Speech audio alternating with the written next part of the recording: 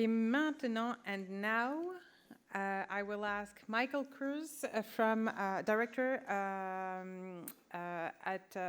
of Environmental Compliance, Energy and Sustainability at the University Health Network in Toronto, and Ed Rubinstein, Vice President at Noventa, to present climate change mitigation in healthcare using wastewater energy recovery.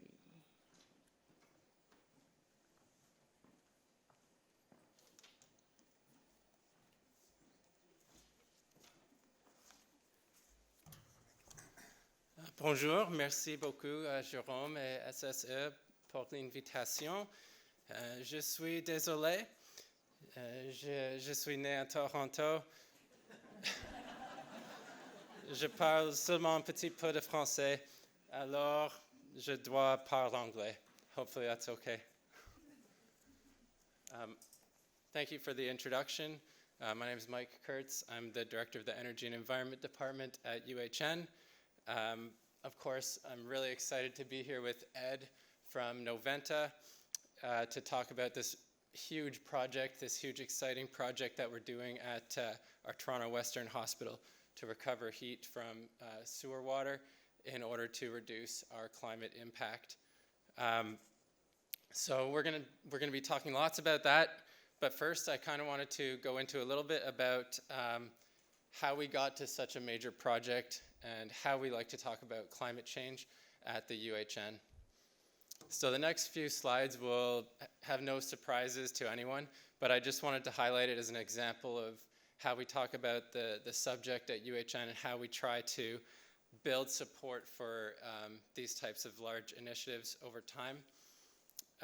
And in order to get support from our clinical colleagues, we try to really focus on drawing that direct link between burning fossil fuels, climate change, and then the key is talking about public health impact and impact to our patients, because at UHN and at most hospitals, we always have the vision of patient being the first priority.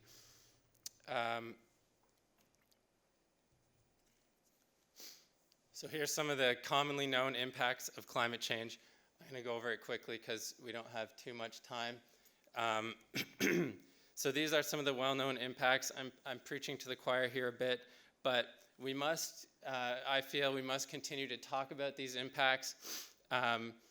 We, in our department at Energy and Environment, we're responsible for a great deal of training for clinical staff, for support staff throughout the organization, and we try to leverage each of those opportunities to bring up climate change, bring up the impact to healthcare. Just keep repeating that and building that support throughout the organization, building that knowledge throughout the organization.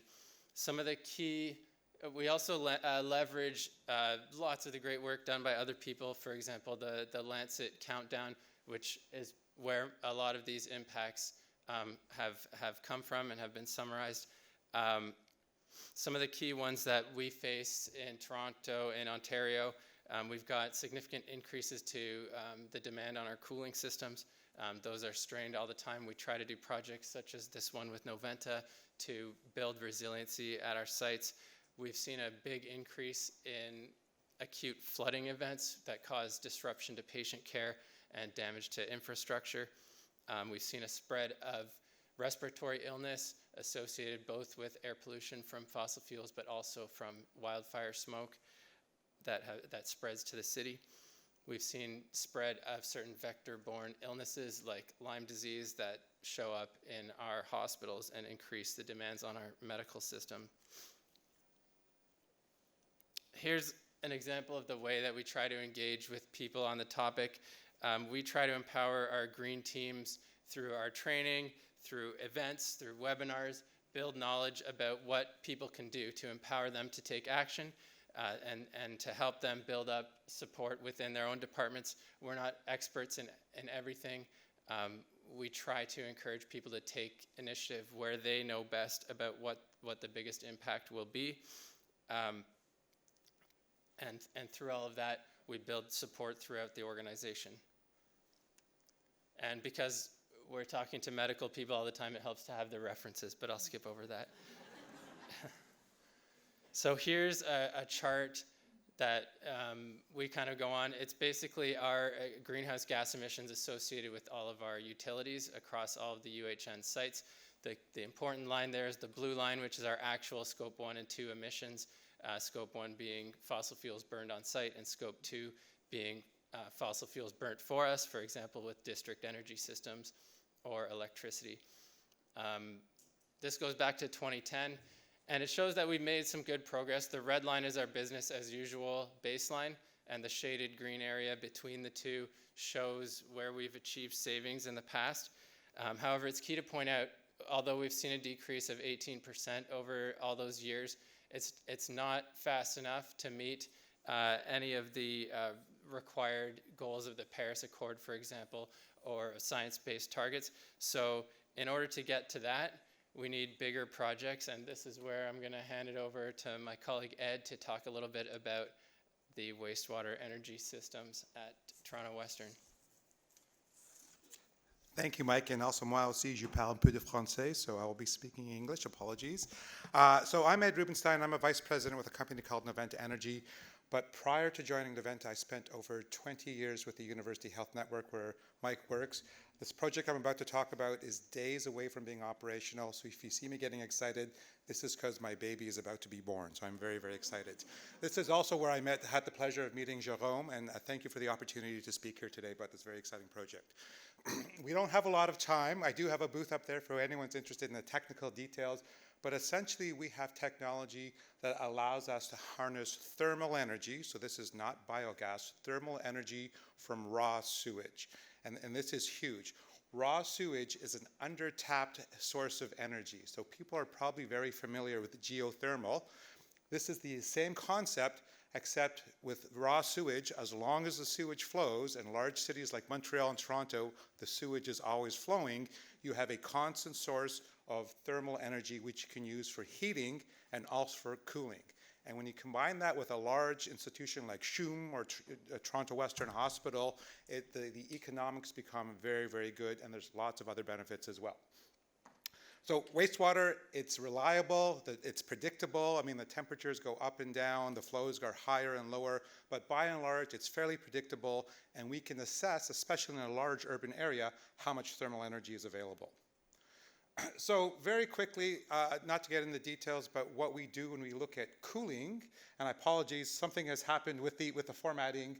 Instead of rejecting heat to the environment on the left-hand side through a cooling tower, which uses large amounts of water, we take that heat, we use heat pumps, we will reject the heat to the sewer. Because wastewater is not as impacted by outside temperatures. So in the summertime in Toronto and Montreal, it is hot, it is humid. That impacts the efficiency of our cooling systems. Because wastewater is not impacted by outside temperatures, typically cooling this way is more efficient than with a quote-unquote standard cooling system. So in terms of carbon reductions, if you look at Scope 2, so as Mike mentioned, related to electricity use, there will be energy efficiency, there will be a reduction in Scope 2, though Quebec has very clean electricity. So now, where we really shine is in terms of using this for heating. Again, this is heat pumps using thermal energy from raw sewage as the energy source. Again, apologies for the formatting. If you avoid the burning of natural gas, obviously that's a huge savings. But even if you compare to electric boilers, so if you look at the efficiency of electric boiler is roughly 95%. If you're lucky. With a heat pump and using raw sewage, you can have an efficiency, if you will, of 400 to 500%. So in terms of the impact on the electrical grid, in terms of the energy efficiency, again, heat pumps with a nice source of thermal energy, such as wastewater, is very efficient. And if you're avoiding burning natural gas, obviously the reduction in CO2 emissions is substantial. So again, I don't have a lot of time to get into the details, but essentially what we have here, we are not talking about taking the wastewater, the sewage from the hospital itself. In Toronto and other places we're working, we're taking municipal sewers. So it is the good people of Toronto who have created this energy. It is now going to be sold to us by the City of Toronto. We will use our heat pumps and then provide heating and cooling to Mike and the team at the University Health Network. And the key here, and I'm happy to go over this later at the booth or offline, is that the equipment we have is made by a company called Huber. We are the exclusive distributors in North America. The equipment is really designed to handle raw sewage, which means we can tap into where this energy source is. We do not need to be near a wastewater treatment plant. In the case of Toronto Western, there is a very large sewer next to a very large hospital. That sewer is 130 feet below grade. We can go there because the equipment allows us to go there, which is a huge difference. We can get the energy where we need it and take it. And then you'll see there's lots of flexibility. This equipment is self-cleaning. Even though we have wastewater and we will filter it and things like that, obviously has a lot of bioburden. The technology is self-cleaning so that you have consistent heat transfer. And I should point out, if there's any people from infection control in the audience today, we are not pumping sewage inside the hospital. This is a big thing. Number one question I had when I started developing this project with my team at the University Health Network. So this is, again, very quickly how it works. It's a heat exchanger. There's nothing magic about it. These heat exchangers have been around, but the equipment we have can deal with the buildup of biofilms. Biofilms will very quickly reduce the ability to extract heat or reject heat from the raw wastewater. And it's just a very quick system. There's a quick video, if I can figure out how this works, that actually shows, I don't know if I'll be able to get the video working. Here it goes. It's just a very quick self-cleaning mechanism. It's mechanical cleaning. There's no chemicals involved. And you'll see that all it does is you'll see bioburden build up, and you'll see there's a very quick mechanical system for cleaning it. The heat transfer surfaces are clean, which is very important, and you're going to get that consistent heat transfer. We are not extracting solids. All of the solids, all of the good stuff, if you will, at the bottom goes right back into the sewer to be treated at the wastewater treatment plant. So the system, again, very quickly, it's available in a number of sizes and capacities. And this is important when I get to some of the benefits, the other additional benefits for the hospital. We could do small installations or large installations. Because it can be installed modularly in parallel, and this is very important, you could easily do N+1 installation. If you need 5 heat exchangers, you install 6. So there's a level of redundancy there, which, as you know, in healthcare, losing your heating or cooling systems is a major issue. The systems, you can easily build in that resiliency to manage events or repairs and things like that.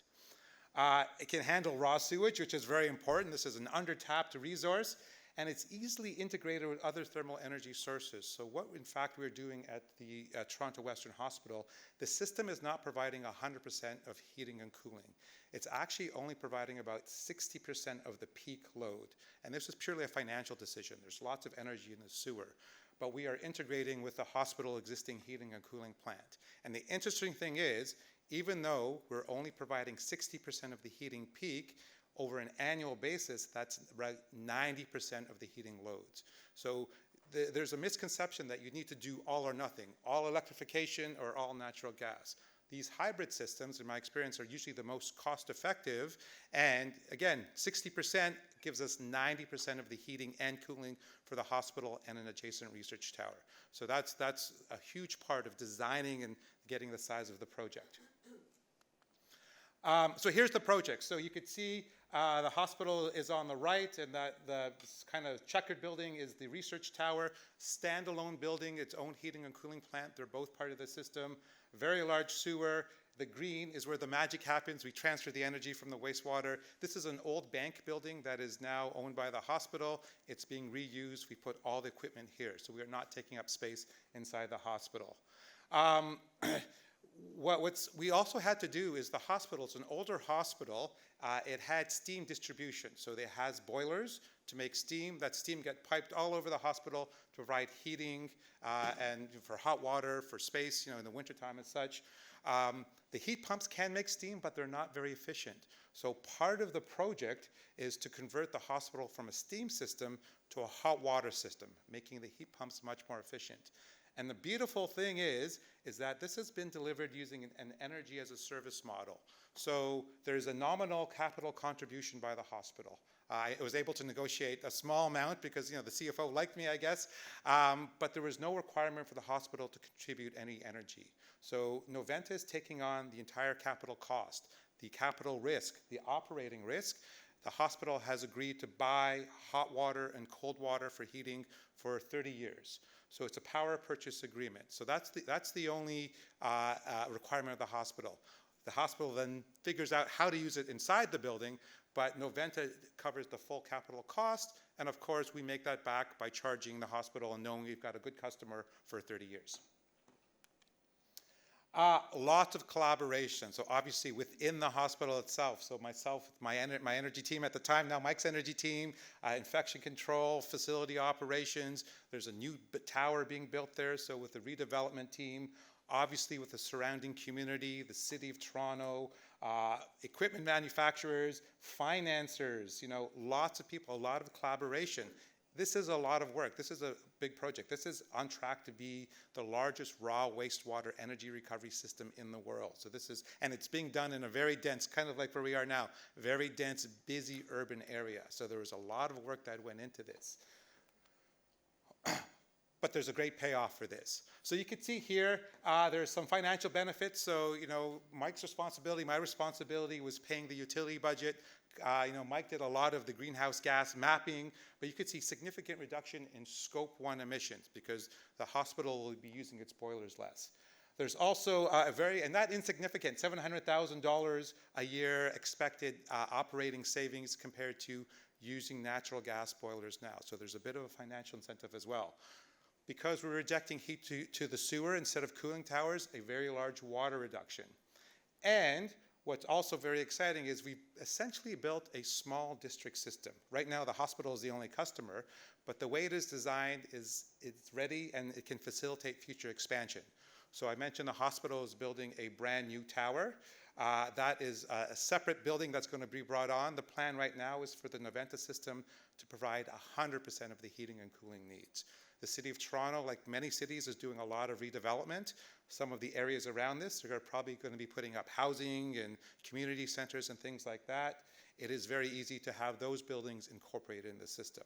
So it really was a large energy source, the sewer, and a large load, the hospital, that allowed us to get the beginning of what's going to be soon a larger district energy system.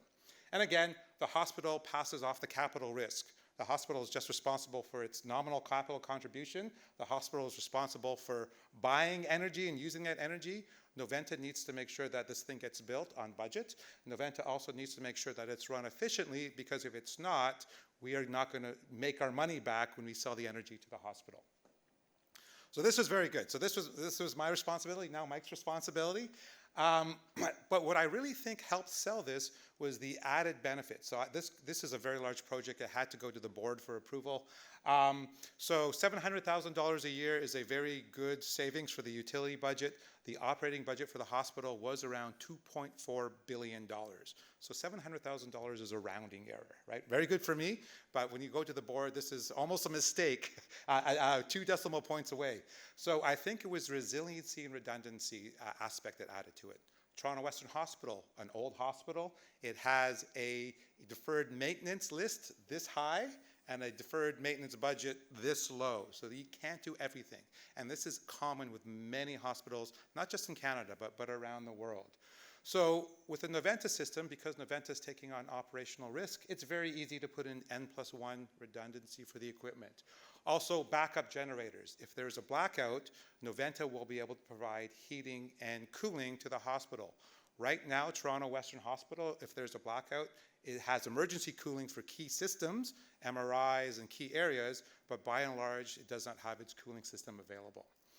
We've also created, because we're using the existing plant for that 40% Noventa is not providing, we have the plant at the hospital, we have the plant at the research tower. These are now part of a decentralized system. And because they are existing, they can actually provide 100% backup if need be. And now the hospital can export its energy to the research tower, or the research tower can export its energy to the hospital because we put in a new hot water system. We've now decentralized and made a more robust heating and cooling system. New infrastructure, and this is really important. This project started as a concept before the pandemic, but then the pandemic hit, and very quickly we found out, because Toronto Western is an old hospital, there was not enough capacity to have 100% fresh air on really hot days or really cold days. So we did a bit of a redesign, and where it made sense, for minor incremental dollars, we increased the heating capacity and cooling capacity so that now, when the next pandemic hits, knock on wood, when the next pandemic hits, there's going to be the ability for more fresh air, 100% fresh air, to come in the hospital. It's interesting, no one really paid attention to the fresh air until the pandemic hit, and then energy environment was front and center because we were constantly looking at our air systems. We had still have two very good gentlemen looking at controls and monitoring and things like that. And then, again, potential for expansion, that new patient tower. There's also planning for a very large thermal storage tank. So you can make hot water and cold water for heating the building or cooling the building when electricity is less expensive, when electricity is also lower carbon, which is a bigger impact in Ontario.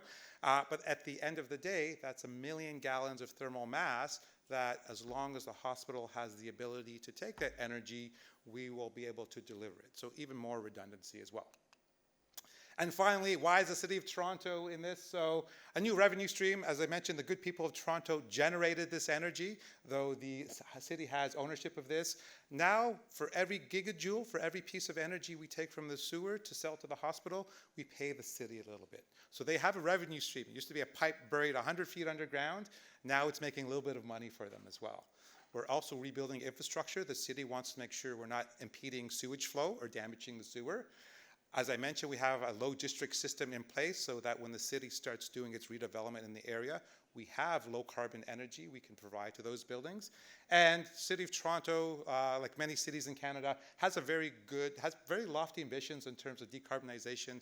This really supports them with, I'll say on the city's part, lots of effort, but minimal risk. Noventa, again, has taken on a lot of that risk. And now I'll pass it back to Mike for his perspective. So this is my perspective, but he's the guy who needs to take the energy now. So, thanks, Ed. This slide is more of a shout out to the two technical experts that are leading this project for our team, Songyang and Alan. There's many lessons learned and complexities that we can talk about offline. Financial innovation was largely covered by Ed already. And then this is kind of the end of the story, or a continuation of that story of that chart from the beginning of the presentation. And it shows the impact that this project has on the 2030 targets, the 45% reduction, which is based on the Paris Accord. The pink and the kind of darker pink there represent the reductions from this particular project. So it doesn't quite get us all the way to our 2030 goals, but it takes a big chunk out of it. And I think that's something to really be celebrated, and it's a very exciting project. And so happy to discuss more or answer your questions now or after.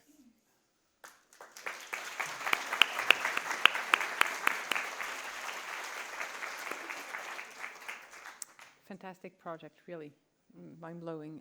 First question? Yes. Hi.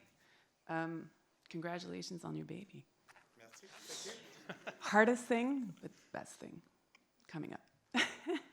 I was just wondering, my name is Sabrina. I'm an occupational therapist, and today I'm more representing the team for the building of the new hospital Pierre Boucher on the South Shore. So I have contacts to exchange with you. And I was just wondering, the waste that goes back into the sewage, why? Like how? Why can't we just like get rid of it? Or did I not understand it well? The water as it gets, so basically no, we have to well, like, you know, the waste that you know, yeah. comes down in the bottom of the machine? So we have to separate the solids out from the sewer water in order to have the heat exchangers and the pumps and everything function properly. But we don't want to be responsible for dealing with a huge pile of, you know what, at our site. And so this system is designed to be self-cleaning, and basically when the strained water comes back from the heating systems, it flushes all that stuff back down into the sewer. And the city was okay with that? Well, it was in there to begin with, so it doesn't really change anything for them other than the temperature of it. Okay, interesting. And then I just wanted to shout out to the inhalothérapeute, fait que je trouvais ça vraiment hot, bravo. Je voulais juste savoir si les inhalateurs disponibles pouvaient être disponibles. On va rester sur cette, on va rester sur celle-ci. Allez les voir pendant les en fait, c'est parce que je vais faire un shout-out à ma collègue dans l'approvisionnement puis aux inhalothérapeutes. S'ils sont disponibles en milieu hospitalier, est-ce qu'on pourrait créer un changement là? Do you want? Merci. you want to ask your question? Yes, for sure. Thank you very much. Very interesting. Have a question about the recovery from the sea. Do you recover at low temperature or mid or high temperature? Or if you use a cascade technology to increase the temperature? The temperature for the heating loop is 125 Fahrenheit, so low temperature. We replaced heating coils in basically all the air handling units throughout the facility, and redid the distribution piping, which used to be steam, and replaced it with low temperature hot water. Good. Thank you very much. There's a phase 2 for the new building, and that is designed to accept high temperature as well, and it's going to be cascading heat pumps to get for domestic hot water, even low pressure steam for humidification. Good. Thank you very much. I'm sorry, we're very short. Je vous conseille d'aller voir le stand. They have a booth. They'll be here all day. And I'm sorry, we'll have to... Merci beaucoup. We're very short on time. Thank you so much. Merci beaucoup.